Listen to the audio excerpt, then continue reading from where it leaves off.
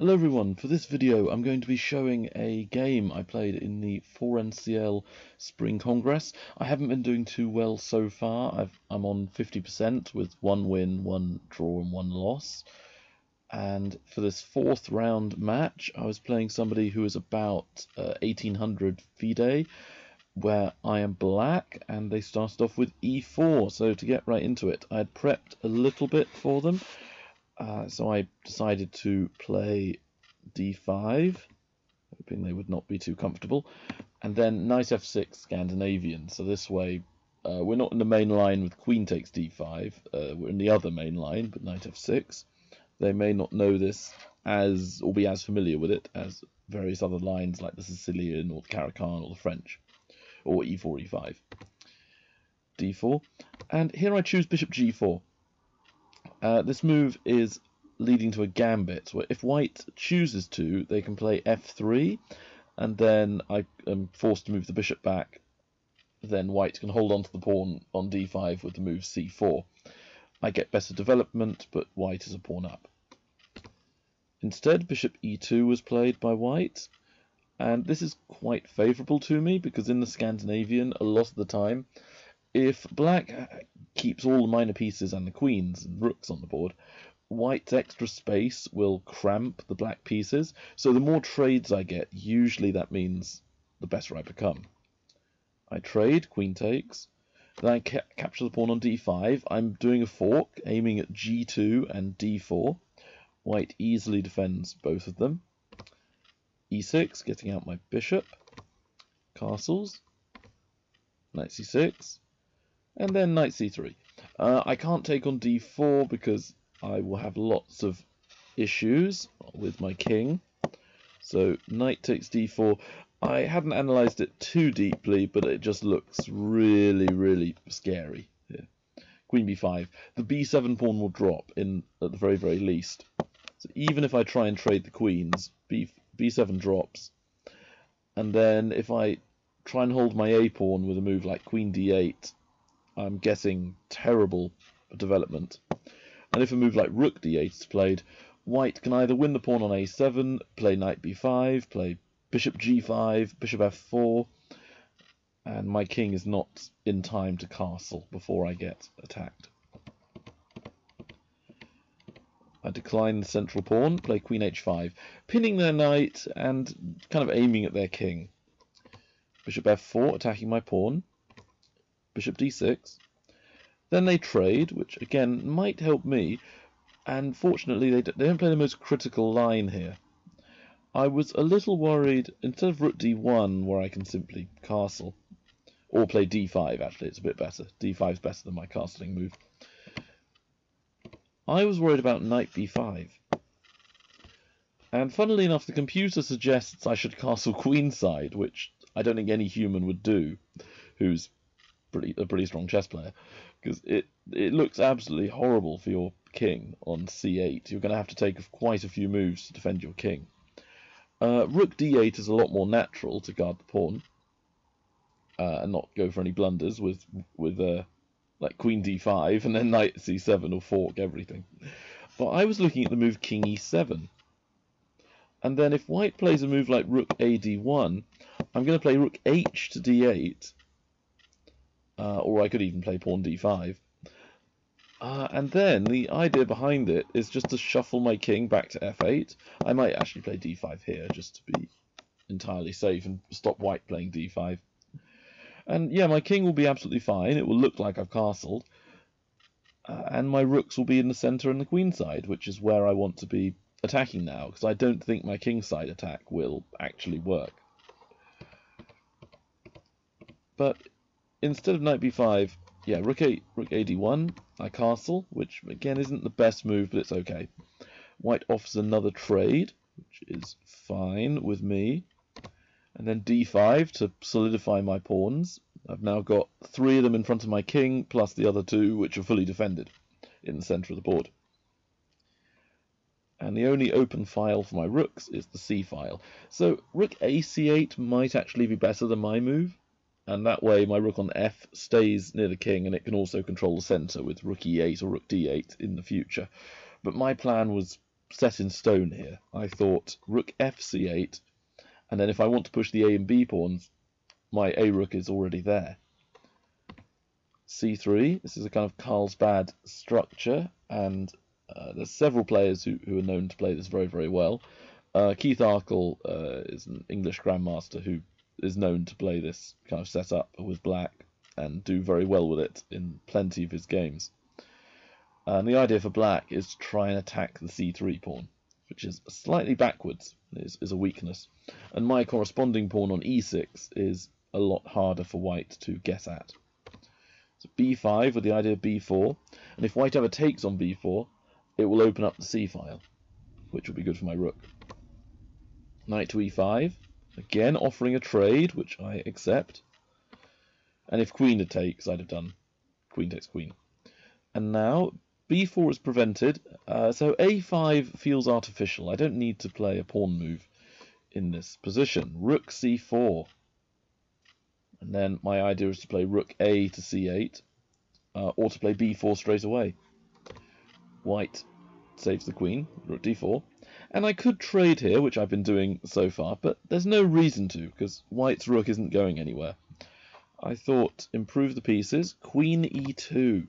And now I'm attacking the b pawn, also protecting my rook, pressuring the e pawn as well, and just preventing white from realizing their energy of their pieces. They are rather tied down. And then when they took the rook, you can take back with your queen or two of your pawns. Which piece would you use to capture the rook?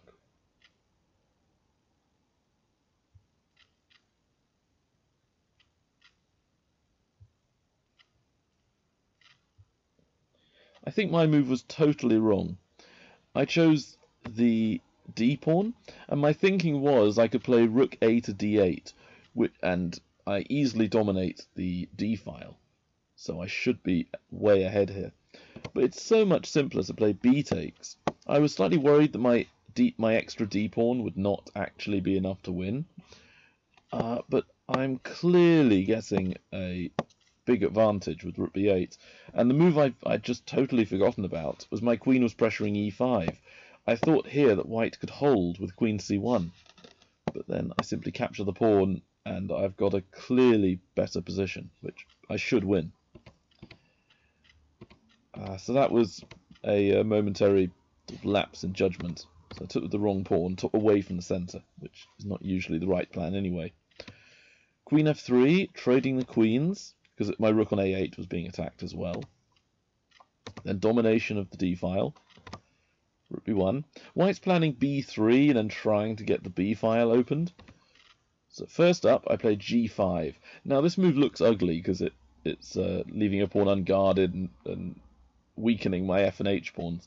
But the point of it is that white can't play f4, meaning the e5 pawn is not defended, and my king can also run to f5, going g7, g6, f5, and take the pawn.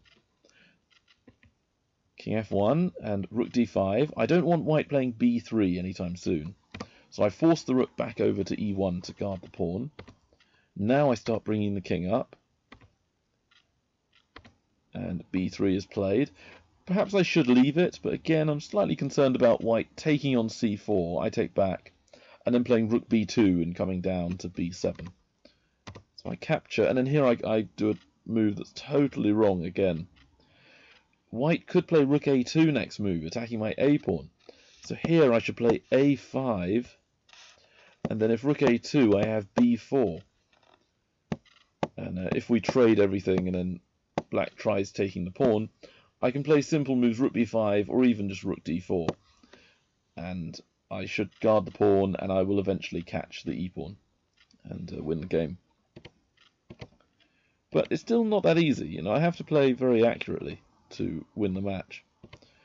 So my move king f5 is not very good because rook a2 will make my rook passive by going backwards to d7, defending the pawn. Then it might be a draw with perfect play. But c4 now allows me to trade, then take the pawn and play a5. So I've won a pawn for not much. White's rook is still slightly passive, and their king can't get over to, say, a4 in time. And I have what's called the outside passed pawn. We've got a big clump of pawns on H, G, F, and E files, so the kingside area of pawns will be sort of like that for a while. And the two pawns on the other sides of the board are both passes. But my pawn, the A pawn, is further away from the rest of my pawns, meaning the white king, if the rook's vanished, would have to take a longer route to catch the pawn than a longer journey back over to his own pawns. But my king can much more quickly take his pawn and then run over to his pawns and take them. So I should win if the rooks were off the board. Rook c2, trying to play c5 and push his own pawn. I block. King e2, king f4, trying to lock up the white king. They protect the pawn with the rook, so now the king can run over. My move a4, I'm trying to push my own pawn. Then f5, just gaining a bit of space. I'm in no rush to try and force things. If I push the pawns up, they're going to be that much closer to becoming queens. Then I play rook a5, and the critical line is c5.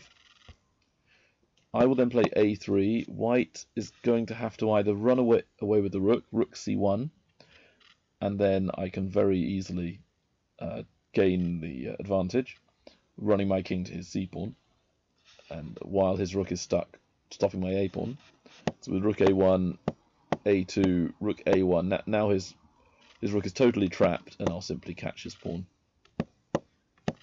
And it should be an easy win, and like I said, their king is too far away. So when they take the pawn, trade rooks, and then I just run the king over. And I will take them all very, very quickly.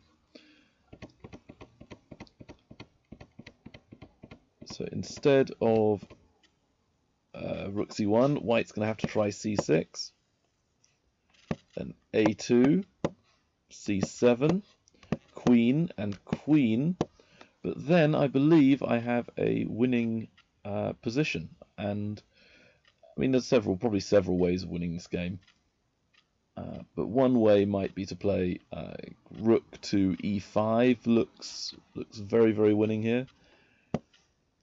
And then when if the king goes to d3, I can go rook d5. That might just win on the spot. King d2 is probably the most stubborn defense. And I actually can't see a mate directly, but to be honest, the position just looks so good that I can't believe there's no mate.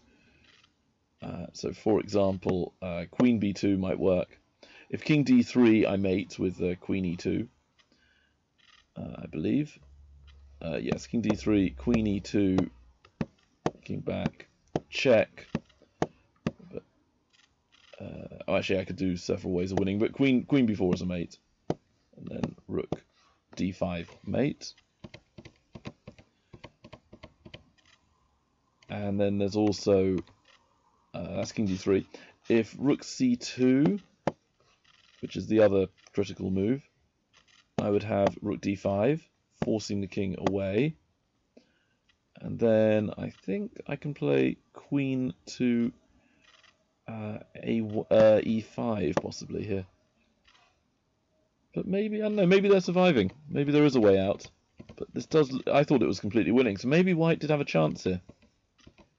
I would have obviously spent a lot longer than that, the time I spend analysing it now. But this just looks totally crushing. Yeah, rook e5 is correct. Queen b2 is mate in 5. Okay, so rook c2. Oh, of course, queen d4. Yeah, I thought that king d3 would mean now queen a1, but of course there's rook e8. And then it's checkmate, game over. And what else can they do? They can go rook e3. That's the only other move that's available to white.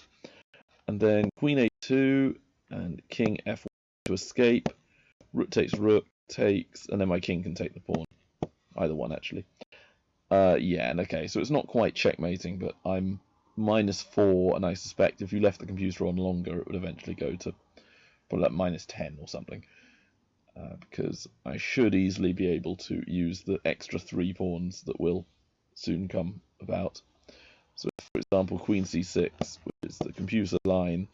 Queen d5 looks very, very good, but king takes must also be winning. Then Queen c3, and I can simply hide my king on h5. So Queen f4 looks pretty good. King f3.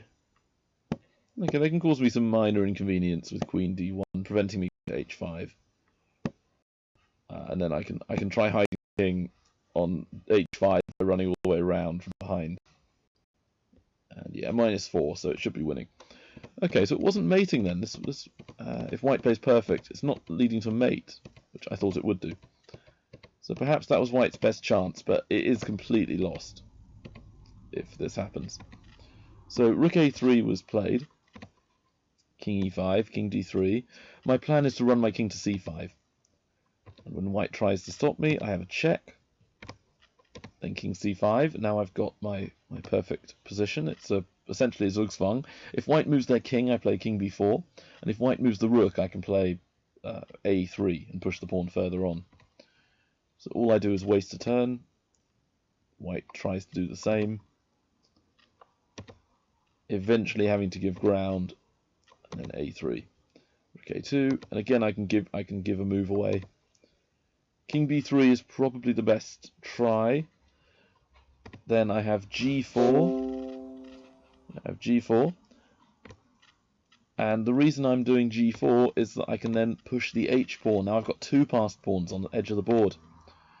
So my plan is to play h2, and at the right moment if I play h2, white's rook will get overpowered. So for example, king c3, I could play h2, giving away the pawn, then play a2, and I would win, because the white rook is just not equipped to deal with the pawns. a2. The whites were going to have to sacrifice their rook for the pawn, and then my rook will hoover up all of white's pawns and win the game. So the last chance for white was to play g5. I again dominate with rook a6. Same thing as before. If white's rook moves, I push the a pawn. If their king moves, I push the h pawn. So they move g. I took it. And if rook takes, I win with h2. White has to try playing rook a1, but then I again overpower the rook. Rook g1. If white takes the rook, I take back with the pawn, turning it into a queen. And anything else, I make a queen. So the last move of the game was king takes a3, but then skewer, rook a6. White now had to resign, because after king b3, rook takes, king takes, and then h2. And there's nothing white can do to prevent me turning the pawn to the queen and winning the match. So what's quite nice, though, is at the end, we're actually level on material, but because of the sort of position on the board, they have to resign. So that was my game in the Spring Congress 4NCL round 4. I'm now on 2.5 out of 4. Still not a very good performance, but there's still 3 games left. So if I win all 3 of them, I might still have a chance at first place. But I would have to kind of rely on the players who are on like 4 out of 4 and 3.5 out of 4 to get several draws.